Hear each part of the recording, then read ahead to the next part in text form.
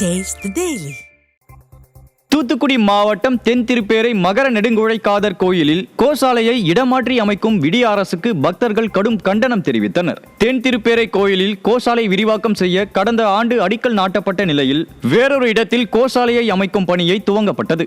இதையடுத்து அங்கு திரண்ட பக்தர்கள் இந்து முன்னணியினர் புதிய இடத்தில் கோசாலை அமைப்பதால் சுவாமி வலம் வருவதற்கு இடையூறு ஏற்படும் என சுட்டிக்காட்டினர். இதையடுத்து கோசாலை அமைக்கும் பணியை விடிய அறநிலையத்துறை தற்காலிகமாக நிறுத்தி வைத்தது.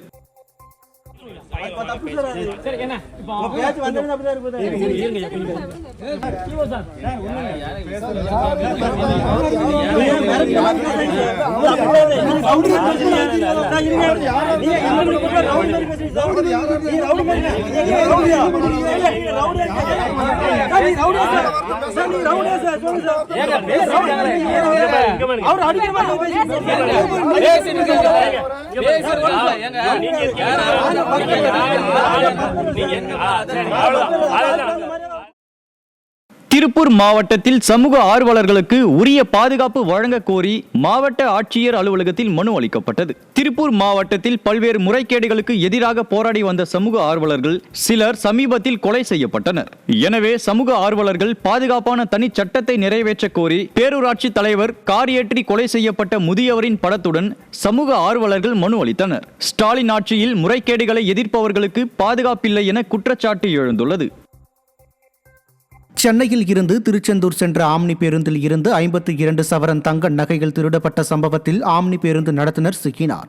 கடந்த 10ஆம் தேதியன்று தனியார் ஆம்னி பேருந்தில் நகை வியாபாரி ஆரிஸ் என்பவரிடம் இருந்து 52 சவரன் தங்க நகைகள் திருடப்பட்டது. இது தொடர்பாக போக்குவரத்து நடத்துனர் மகேஷிடம் விசாரணை நடத்தியதில் நெல்லை வழக்கறிஞர் சிவபெருமாள் தனது கூட்டாளிகள் 5 பேருடன் நகையை பங்கு பிரித்தது தெரியவந்தது. ஸ்டாலின் அரசின் கேவல் துறையினர் வழக்கறிஞருடன் கூட்டாளிகள் 5 பேரையும் பிடிக்க முடியாமல் திணறி வருகிறது. தாம்பரம் அருகே குடியிருப்பு பகுதிகளில் டன் கணக்கில் கொட்டப்படும் குப்பைகளால் சுகாதார சீர்கேடு ஏற்படுவதாக கூறி அப்பகுதி மக்கள் போராட்டத்தில் ஈடுபட்டனர். மப்பேடு, திருஞ்சேரி, நெடுங்குன்றம் ஆகிய பகுதிகளில் இருந்து சேகரிக்கப்படும் குப்பைகள் தினந்தோறும் சுமார் 10க்கும் மேற்பட்ட வாகனங்களில் கொண்டு வந்து குடியிருப்பு பகுதிகளில் கொட்டப்படுகிறது. இதனால் அதிக அளவில் துர்நாற்றம் வீசுவதோடு தொற்றுநோய் பரவும் அபாயம் இருப்பதாக கூறி அப்பகுதி மக்கள் திறனற்ற திமுக மாநகராட்சியை கண்டித்து போராட்டத்தில் ஈடுபட்டனர்.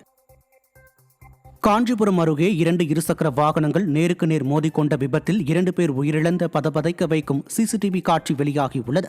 பெரிய காஞ்சிபுரம் பகுதியைச் சேர்ந்த ஹரிஷ், நண்பர்கள் நிர்மல், சந்தோஷ் ஆகியோர் சென்ற இருசக்கர வாகனம் காஞ்சிபுரம் வையாவூர் சாலையில் முன்னால் சென்ற லாரியை முந்த முயன்ற போது எதிரே வந்த இருசக்கர வாகனம் மோதி விபத்துக்குள்ளானது.